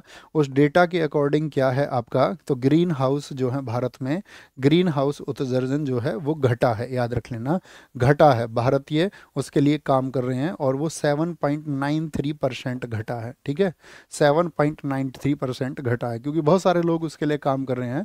आपका आप लोगों ने देखा होगा क्लाइमेट चेंज के ऊपर, आपका ग्लोबल वार्मिंग के ऊपर बहुत सारे लोग मतलब समझा रहे हैं लोगों को। जैसे आपने देखा होगा अक्सर, आपका आप आचार्य प्रशांत जी को देखिए, उन्होंने कितना मतलब क्लाइमेट चेंज के ऊपर आपका, अगर हम बात करें कि मतलब कि जो भी चीज़ें हैं इस अर्थ को बचाने के लिए, उन चीज़ों पर वो बात कर रहे हैं। तो अवेयरनेस आती है और उस अवेयरनेस की वजह से बहुत सारे जो प्रोग्राम बाकी के भी चल रहे हैं, बाकी सभी लोग जो प्रयास कर रहे हैं, तो उसकी वजह से क्या है? वो उत्सर्जन कम हुआ है, उत्सर्जन कम हुआ है। आगे आएंगे। सिंगापुर का पुराना नाम क्या है? इसमें सरकारों का योगदान भी है। ओके, वेरी गुड, बहुत बढ़िया, वेरी गुड, ये भी ठीक था। आगे बताएंगे। सिंगापुर का पुराना नाम क्या है? टेमान सेक है, म्यांमार है, सिलोन है, बोहीमिया है, बोहीमिया। तो क्या है? टेमान सेक है। म्यांमार का पुराना नाम क्या है? म्यांमार का पुराना नाम होता था बर्मा। आपको पता होगा बर्मा भारत से कब अलग हुआ? 1935 के अधिनियम से 1937 में अलग हुआ। सिलोन किसका नाम है? ये श्रीलंका का नाम है। किसका नाम है? सिलोन, ये श्रीलंका का नाम है, श्रीलंका का। अच्छा मुझे बताओ, श्याम नाम किसका था? सियाम नाम से किसको जाना जाता था? थाईलैंड को जाना जाता था, थाईलैंड को। किसको? थाईलैंड को जाना जाता था। फार्मोसा के नाम से बताओ, प्राचीन नाम जो था फार्मोसा किस देश का था? फार्मोसा, तो फार्मोसा नाम था ताइवान का। किसका? ताइवान का। हॉलैंड, हॉलैंड बताओ, हॉलैंड के नाम से किसको जाना जाता था? हॉलैंड, जहाँ के निवासियों को हम डच बोलते थे, जो भारत में भी आए। तो अभी नाम क्या है उनका? नीदरलैंड उनको कहते हैं, नीदरलैंड को। फ्रेंच सूडान किस देश को कहा जाता था? फ्रेंच सूडान, तो फ्रेंच सूडान कहा जाता था आपका, फ्रेंच सूडान आपका ये कहा जाता था माली को, माली जिसकी राजधानी है बमाको, बमाको। अच्छा, पुराना नाम होता था तुर्की, और तुर्की का नया नाम क्या हो गया है? तो उसका नाम हो गया है तुर्की ए। क्या हो गया है? तुर्की ए हो गया, तुर्की ए। पोर्ट ब्लेयर आपने देखा था, पहले पोर्ट ब्लेयर बोलते थे अंडमान निकोबार में जो था पोर्ट ब्लेयर, उसका नाम क्या हो गया है आपका? श्री विजयपुरम हो गया है। क्या नाम हो गया है? श्री विजयपुरम उसका नाम हो गया, श्री विजयपुरम। श्री विजयपुरम उसका नाम हो गया। ये वर्तमान में, कभी इसको पुराना मान लो। श्री विजयपुरम ये वर्तमान में है, कभी पुराना मानो इसको, क्योंकि ये ज़्यादा प्रचलन में होगा, आपकी आदत में ज़्यादा होगा। पोर्ट ब्लेयर, पोर्ट ब्लेयर होगा। ओके, पोर्ट ब्लेयर होगा। नेक्स्ट है जियोग्राफिकल इंडिकेशन। जीआई की सदियों में विशिष्ट भौगोलिक उत्पत्ति और विकास से संबंधित है। जीआई कहाँ से संबंधित है? जीआई देखो, सबसे पहले इसमें याद रख लेना, जो जीआई जियोग्राफिकल इंडिकेशन यानी भौगोलिक संकेतक एक्ट आया था, तो वो एक्ट कब आया था? एक्ट आया था 1999 में। और ये जीआई एक्ट जो लागू हुआ था, ये लागू हुआ था आपका 2003 में। और पहली बार जो टैग मिला था आपका, प्रथम प्रथम बार जो टैग मिला था वो दार्जिलिंग चाय को मिला था। किसको? दार्जिलिंग चाय को मिला था। और दार्जिलिंग चाय को ये टैग जो मिला था, ये मिला था 2004-05 वाले सेशन में, 2004-05 वाले सेशन में। आप मुझे बता सकते हैं सबसे ज्यादा जीआई टैग किस स्टेट के पास में है? सबसे ज्यादा जीआई टैग किस स्टेट के पास में है? सबसे ज्यादा जो जीआई टैग है, ज्योग्राफिकल इंडिकेशन टैग, ये किसके पास में है? यूपी के पास में है। कितने टैग है यूपी के पास में? 77 टैग हैं। कितने हैं? 77 टैग हैं। अच्छा मुझे बताओ जीआई टैग का जो हेडक्वार्टर है वो कहाँ पर है? कहाँ से दिए जाते हैं? जीआई टैग का जो मुख्यालय है वो कहाँ पर है? हेडक्वार्टर ऑफ जीआई टैग, तो ये मुख्यालय है चेन्नई में। कहाँ पर है? चेन्नई में। इसकी टैग लाइन क्या है बताओ? जीआई टैग की जो टैग लाइन है वो क्या है? तो क्योंकि भारत में पहचान करनी है उन चीज़ों की, तो क्या बोलते हैं इसको? अतुल्य भारत की अमूल्य निधि। अतुल्य भारत की अतुल्य भारत की अमूल्य निधि इसको कहा जाता है। किसको? इसकी टैग लाइन को अतुल्य भारत की अमूल्य निधि। क्या किसकी टैग लाइन है? जीआई टैग की टैग लाइन है। क्या? GI tag. मुझे बताओ जीआई टैग जो दिया जाता है वो कितने वर्षों के लिए दिया जाता है? कितने वर्षों के लिए दिया जाता है जीआई टैग? 10 वर्ष के लिए दिया जाता है। 10 वर्ष के लिए होता है। कितने के लिए? 10 वर्ष के लिए दिया जाता है। और अक्सर जब रिसेंट में कभी पढ़े ना, बहुत लंबा दूर का मत याद किया करो, सारे शुरू के याद किया करो। रिसेंट में जब आप एग्जाम देने आ रहे हो तो करंट अफेयर्स का वो देख लिया करो। अभी रिसेंट में जीआई टैग जिनको मिला हो तो उनके आने के चांसेस होते हैं, उसका नाम दे के पूछ लेगा इसका संबंध किसी स्टेट से है। ओके, आगे आएंगे। एक समतल दर्पण के लिए छवि क्या होती है? समतल दर्पण प्लेन मिरर है तो उसमें तो वर्चुअल और लेटरल बनेगी। क्या बनेगी आपका? इसमें बनती है आभासी और पार्श्व उल्टी बन जाएगी। आभासी और पार्श्व उल्टी बन जाएगी आपका। दर्पण सूत्र के अनुसार गोलीय दर्पण की फोकस दूरी किसके बराबर होती है? जो साथी आपका क्या पूछ रहा है? फोकल लेंथ के बारे में बात कर रहा है। तो फोकल लेंथ क्या होती है? 1/f बराबर होती है 1/v प्लस 1/u होती है दर्पण सूत्र से, जिसको हम मिरर फॉर्मूला बोलते हैं। तो क्या बन जाएगा? 1/f बराबर v इंटू यू और बन जाएगा v प्लस यू। तो f बराबर क्या हो जाएगा? v इंटू यू बटे v प्लस यू बन जाएगा। v प्लस यू बन जाएगा। ठीक है, तो ये क्या हो जाता है? फोकस दूरी होता है। और ये अगर हम बात करें आपका अवतल के लिए कैसी होगी हमेशा? अगर हम बात करें आपसे अवतल के लिए ये कैसी हो जाएगी? फटाफट से आंसर करो। तो अवतल के लिए होती है नेगेटिव। क्या होती है? अवतल के लिए हमेशा नेगेटिव होगी। और अगर उत्तल की बात करें, हम किसकी बात करें? उत्तल की बात करें, कॉन्वेक्स की बात करें, तो ये कैसी हो जाएगी आपका? पॉजिटिव हो जाएगी। पॉजिटिव हो जाएगी। पॉजिटिव हो जाती है, ये बात याद रखना, यानी धनात्मक होगी हमेशा। तो क्या आंसर हो जाएगा? V plus U, V into U हो जाएगा। वी इंटू यू बटे वी प्लस यू है कहीं पर? वी यू वी बटे यू प्लस वी एकदम से सही हो जाएगा, कोई दिक्कत ही नहीं है। जल की कठोरता का उपयोग किस में दूर की जाती है? जल की कठोरता आपको पता होना चाहिए। जल में जो साथी आपका हार्डनेस होती हैं दो तरह की होती हैं। एक तो अस्थाई होती हैं। अस्थाई, अस्थाई का मतलब ही क्या है आपका? जो नॉन परमानेंट हो। और एक होती हैं स्थाई जो कि परमानेंट होती हैं। परमानेंट होती हैं। देखो जब भी अस्थाई कठोरता की बात आएगी तो वो आएगी कैल्शियम और मैग्नीशियम के कार्बोनेट्स की वजह से। कार्बोनेट्स की वजह से अस्थाई है, तो यानी कि ज़्यादा हार्ड नहीं है। और इसको कैसे दूर किया जाता है? उबाल लो पानी को। क्या? उबाल कर दूर कर सकते हैं इसको। इसके लिए एक मेथड आता है क्लार्क मेथड। क्लार्क विधि से भी हम इसको दूर कर सकते हैं, क्लार्क विधि से।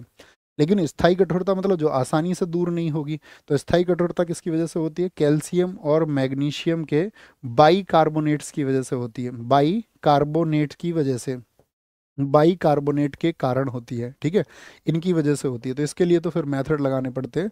कौन कौन से मेथड होते हैं? एक आपका परम्यूटेट विधि होती है। क्या होती है? परमुटेट भी बोलते हैं उसको। परमुटेट विधि होती है, परमुटेट मेथड होता है। एक इसमें होता है आपका कैलगोन प्रोसेस। क्या होता है? कैलगोन विधि होती है, यानी कैलगोन विधि, कैलगोन प्रोसेस होता है, उससे भी स्थायी कठोरता को दूर किया जाता है। ठीक है, ये हमको पता होना चाहिए। कार्बोनेट के नाम से जानते होगे ना, सोडियम बाइकार्बोनेट NaHCO3 और सोडियम कार्बोनेट Na2CO3, ये आदि कारण होते हैं। तो किससे दूर करेंगे? अब पूछ रहा जल की कठोरता, तो जल की कठोरता आपका सिरका से दूर करेंगे क्या? ये आपका POP से, भैया धावन सोडा से हो जाएगा। धावन सोडा से हो जाएगा। ठीक है, धावन सोडा बोले तो धावन सोडा क्या होता है? Na2CO3 इंटू 10H2O होता है, ये धावन सोडा होता है। और एक आपका ईटिंग सोडा होता है, खाने का सोडा, उसका फॉर्मूला बताओ क्या होता है? खाने का सोडा, उसका क्या सूत्र होता है? तो खाने का सोडा होता है सोडियम बाइकार्बोनेट NaHCO3। क्या होता है? ये होता है आपका सोडियम, सोडियम बाइकार्बोनेट होता है। सोडियम बाइकार्बोनेट ये होता है, सोडियम बाइकार्बोनेट होता है। फॉर्मूले बताएंगे एक दिन जो इंपॉर्टेंट है कॉम्पिटिटिव एग्जाम के लिए। किस हार्मोन के स्राव के कारण हृदय की धड़कन और श्वसन दर में एक साथ बढ़ने होती है? मतलब सांसें तेज तेज चलने लग जाए धक धक ज़्यादा होने लग जाए तो ये होता है एड्रेनल की वजह से। किसकी वजह से? एड्रेनलाइन की वजह से। और ये क्या होता है? इसी को बोलते हैं लडो और उडो हार्मोन। क्या बोलोगे? Fight and फ्लाइन। लडो और उडो हार्मोन, ठीक है, लडो और उडो हार्मोन। ये आपका अंतिम समय में आपको ताकत देता है। यानी जब कभी भी आपातकाल की स्थिति होगी, इमरजेंसी की स्थिति होगी, आपातकालीन स्थिति में, इमरजेंसी सिचुएशन में हमेशा यही रिलीज होगा, यही रिलीज होता है, यही रिलीज होता है। भूख के लिए कौन सा हार्मोन उत्तरदायी है बताओ? भूख के लिए, भूख के लिए, हंगर के लिए कौन सा हार्मोन है? भूख के लिए कौन सा हार्मोन होता है? तो भूख के लिए होता है आपका ग्रेलिन। क्या होता है? ग्रेलिन हार्मोन होता है, भूख के लिए उत्तरदायी है। Responsible for hunger, responsible for hunger. महिला सेक्स हार्मोन कौन सा होता है बताओ? महिला जो साथी सेक्स हार्मोन होता है वो कौन सा होता है? तो महिला सेक्स हार्मोन होता है आपका एस्ट्रोजन। क्या होता है? वो होता है आपका एस्ट्रोजन होता है, एस्ट्रोजन। और मेल हार्मोन कौन सा होता है बताओ? जो साथी आपका जो पुरुष सेक्स हार्मोन होता है, पुरुष सेक्स हार्मोन, उसको क्या कहा जाता है? उसको बोला जाता है आपका टेस्टिस्टोरेन। क्या बोलते हैं? टेस्टिस्टोरेन कहा जाता है, टेस्टिस्टोरेन कहा उसको जाता है, ठीक है, ये याद रख लेना। अच्छा, यहीं पर अगर हम बात करें आपसे, एक होता है प्रोलैक्टिन हार्मोन। ये किस काम आता है बताओ? Prolactin hormone. प्रोलैक्टिन हार्मोन का क्या कार्य होता है? तो प्रोलैक्टिन हार्मोन ही है जो शिशु के जन्म होने के बाद में दूध की प्रक्रिया के लिए उत्तेजन करता है। यानी कि क्या बोलेंगे? आपका दूध, दूध उत्पन्न करने के लिए, ताकि क्योंकि बच्चा स्तनपान करेगा ना, दूध उत्पन्न करने के लिए, दूध उत्पन्न करने के लिए, ठीक है। तो कौन सा होता है? प्रोलैक्टिन होता है, प्रोलैक्टिन हार्मोन होता है। मिल्क, मिल्क से इसका संबंध है, ओके। निम्नलिखित में से क्या महिला प्रजनन तंत्र का एक हिस्सा नहीं है? उसमें गर्भाशय होता है जहाँ पर गर्भ धारण होता है, अंडाशय होता है जहाँ पर आपका ओवरीज, हाँ बिल्कुल होगा, आपका फैलोपियन ट्यूब होता है, हाँ जी, लेकिन यूरेथ्रा नहीं होता। यूरेथ्रा कहाँ पर होता है? ये पुरुषों में होता है। क्या बोलेंगे? ये भैया आपका पुरुष जो नर प्रजनन तंत्र होता है, ठीक है, जो मेल बॉडी होती है उसमें ये होता है, ठीक है। अच्छा, यहाँ पे एक इम्पोर्टेंट बात है, जैसे गर्भाशय में बच्चा होता है, जो बच्चा होता है, याद रख लेना, गर्भ में जो बच्चा है, ऐसे लिख सकते हैं, गर्भ में जो बच्चा है उसको भी न्यूट्रिशंस मिलते हैं, नहीं मिलते हैं? उसको जो पोषक तत्व मिलते हैं वो किस ट्यूब के माध्यम से मिलते हैं, जो जन्म के बाद में फिर उसकी मृत्यु हो जाती है? तो उसको बोलते हैं प्लेसेंटा। क्या बोलते हैं उसको? प्लेसेंटा। पोषक तत्व जो मिलते हैं वो प्लेसेंटा के माध्यम से मिलते हैं। किसके माध्यम से? प्लेसेंटा के माध्यम से बनते हैं, ठीक है, प्लेसेंटा के माध्यम से। मई 2025 में अंतर्राष्ट्रीय सौर गठबंधन आईएसए, इंटरनेशनल सोलर अलायंस, तो इंटरनेशनल सोलर अलायंस किस देश ने शुरू किया था? इसका हेडक्वार्टर कहाँ पर है? हेडक्वार्टर है इसका गुड़गांव में। क्या बोलोगे? आईएसए का जो हेडक्वार्टर है, आईएसए का जो हेडक्वार्टर है साथी, वो है आपका गुरुग्राम में। क्या बोलोगे? गुरुग्राम में। और भारत इसका अध्यक्ष रह चुका है, ठीक है। क्या बोलोगे? भारत कब से कब तक अध्यक्ष रहा था? भारत रहा था भैया 2024 से 26, यानी कि यहाँ तक रहेगा, यहाँ तक अध्यक्ष पिछले वर्ष से रहना शुरू हुआ, ठीक है। और याद रख लेना, यहाँ पे इंपॉर्टेंट बात क्या है कि इसकी आधारशिला किसने रखी थी? आईएसए की जो आधारशिला रखी थी वो रखी थी आपका मोदी जी ने। क्या बोलोगे? मोदी जी ने रखी थी, मोदी जी ने, नरेंद्र मोदी ने इसकी आधारशिला रखी थी। तो अंगोला, बोत्सवाना, माली या फिर नाइजीरिया, तो कौन सा देश बना है अभी? अंगोला। अंगोला की राजधानी बता सकते हो? अंग, क्या बोलोगे? लुआंडा। क्या बोलोगे? लुआंडा इसकी कैपिटल है। और इसकी बहुत इंपॉर्टेंट इसकी करेंसी भी है, करेंसी अंगोला की, क्योंकि यहाँ की एक नदी के नाम पर है जिसका नाम है न्यू क्वांजा। क्या? New kwanza. यहाँ की एक रिवर है जिसके नाम पर इन्होंने अपनी करेंसी का नाम रख रखा है, न्यू क्वांजा। जो इंटरनेशनल सोलर अलायंस है, आपको पता होना चाहिए, जो साथी आपका ये वो देश हैं जहाँ पर सूर्य की रोशनी अच्छी तरह से पहुँचती है। यानी कि कर्क और मकर रेखा के मध्य के जो देश है, यानी कि भूमध्य रेखा के ऊपर और नीचे 23.5 डिग्री नॉर्थ और 23.5 डिग्री साउथ की तरफ जितनी भी कंट्री हैं वो सब किस में आती हैं? वो आईएसए में आती हैं, आईएसए में आती हैं। आगे आएंगे, बोलो भाई फटाफट से। मई 2025 में किस राज्य ने प्रवासी बच्चों के लिए शिक्षित करने के लिए ज्योति योजना की शुरुआत की? प्रवासी बच्चे जो भी जितने भी माइग्रेंट बच्चे हैं उन सब के लिए केरल में ये योजना शुरू हुई है, केरल में योजना शुरू हुई है। केरल में बहुत सारी योजनाएं अभी चली हैं, याद रख लेना। क्या बोलोगे? जो पहला वरिष्ठ नागरिक आयोग शुरू हुआ है वो भी कहाँ पर शुरू हुआ है? पहला वरिष्ठ वरिष्ठ नागरिक, first senior senior citizen commission. क्या बोलोगे? पहला वरिष्ठ नागरिक आयोग कहाँ पर बना है? फर्स्ट सीनियर सिटीजन कमीशन कहाँ पर बना है? वो केरला में बना है। पहला सुपर कैपेसिटर प्लांट कहाँ पर बना है? पहला सुपर कैपेसिटर प्लांट कहाँ पर बना है? कैपेसिटर कैपेसिटर जो प्लांट है उसका उद्घाटन भी कहाँ पर हुआ है, वो भी केरला में हुआ है। अगर आपसे पूछे जो साथी संपूर्ण मवेशी जितने भी हैं, जो आपका कैटल्स है, कैटल्स आपका यानी जानवर, इनके लिए संपूर्ण मवेशी बीमा योजना कहाँ पर शुरू हुई है, तो पशुओं के लिए भी ये शुरू हुई है आपका केरला में। केरला आपको पता होना चाहिए सबसे साक्षर राज्य है। बताओ कितना प्रतिशत है इसका साक्षरता का, कितना कितना लिटरेट ये है आपका, कितना लिटरेसी है, सबसे साक्षरता दर, तो क्या बोलोगे, लगभग 94.04%, यानी कि आपका 94% है, 94% है। ठीक है।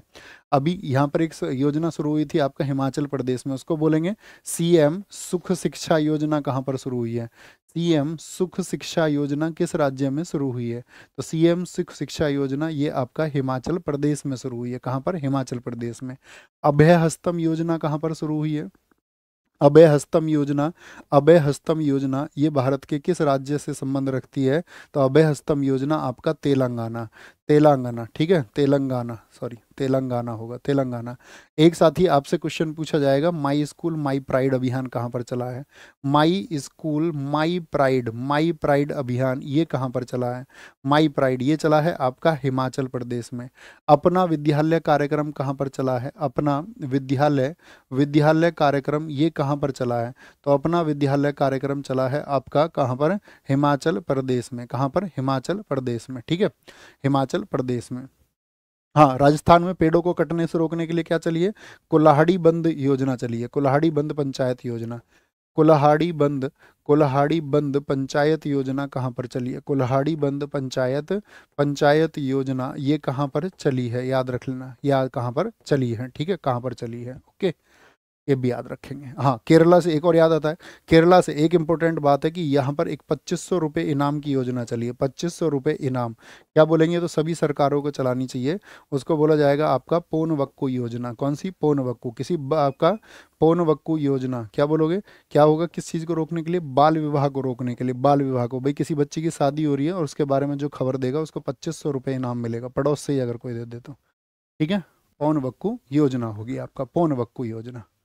भैया 23 का आंसर नहीं हुआ है, 23 कौन सा क्वेश्चन है, क्या आंसर नहीं हुआ 23 का, बताओ 23 का आंसर बताओ। अरे यार बता तो दिया मैंने तुमको, ये बताओ, ज्योग्राफिकल इंडिकेशन जीआई जो है, जीआई की सदियों से, सदियों से,